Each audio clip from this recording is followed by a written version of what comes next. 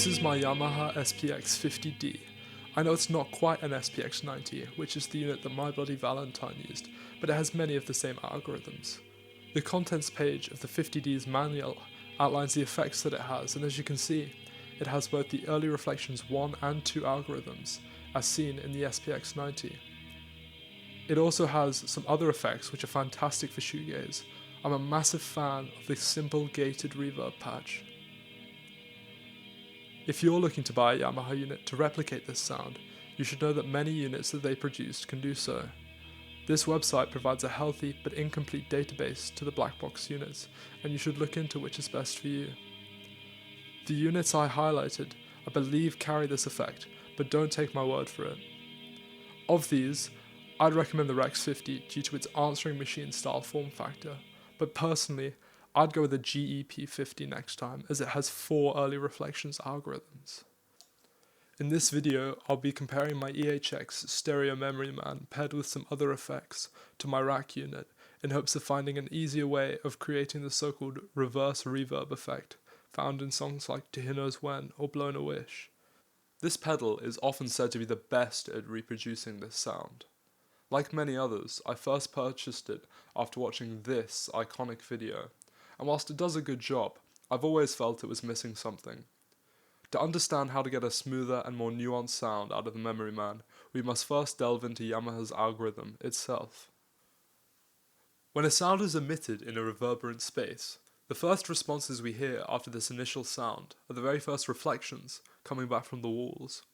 As time goes on, these reflections are scattered and become denser, slowly fading. This is our typical reverb sound. The reverse reverb we're looking for arises by taking just these initial early reflections and applying a reverse type envelope with a slow attack and a fast decay. Simply put, each reflection gradually gets louder until the effect shuts off instantly. This is best utilized by removing the dry signal entirely to create a wavy and pulsing sound. So to clarify, since this is a misnomer, the audio is never reversed. The reverse name is due to reversing the direction that the volume changes with each reflection, getting louder instead of quieter, like any reflections would naturally. Take a listen to this dead strum as it demonstrates this increasing volume.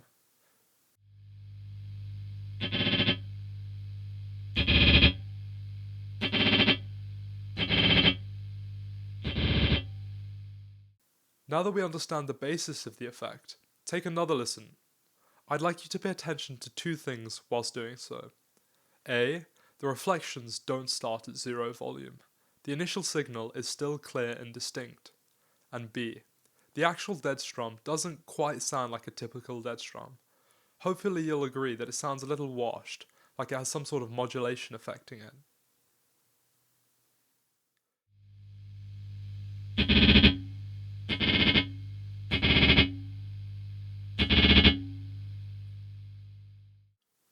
This modulation type discrepancy likely occurs due to the fact that reflecting surfaces like walls or ceilings will never be perfect. They're unable to reflect a perfectly discrete wave. Bearing those 2 points in mind, I'm now going to run through the settings for my emulation of this sound using the Stereo Memory Man. The blend is fully wet. The decay is at about 120. This is often just cranked to the max, which would result in the reflections volume increasing from 0, which we've heard isn't the case. No filter, thus leave it at 12. Aim for 7 repeats. This encompasses a surprisingly large range of angles for the repeats knob, so just count out the number until you reach 7. The delay knob is incredibly sensitive, so try and match it to the dead strums played earlier. Use this image as a reference to get you in the right ballpark. Finally, I'd save this as a preset due to how precise you need to be. Into this Memory Man, I'm running a Holy Grail Max in an attempt to simulate the imperfectness of the reflections. In the upcoming demos, my blend knob is at 2 o'clock, and my time is still minimized, and I'm using the play algorithm. I'm now finally going to play some demos using my LS2 to swap between the rack unit and the pedals. I've run the Memory Man into a model FET just to EQ the sound slightly. I recommend using an EQ pedal or a different preamp pedal to do so. Ultimately, the EQ of the sound should be a personal decision, and I'm matching it to the 50D just for the purposes of the demo. When recording my own songs, I EQ the signal very differently each time.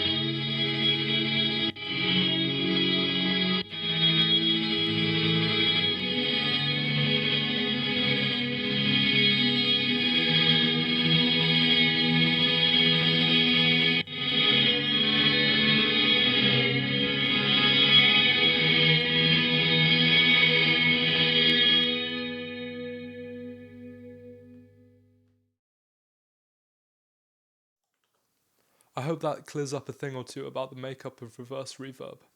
This is certainly my favourite effect of all time. I've included some more information, including some helpful sources in the description. Thanks for watching.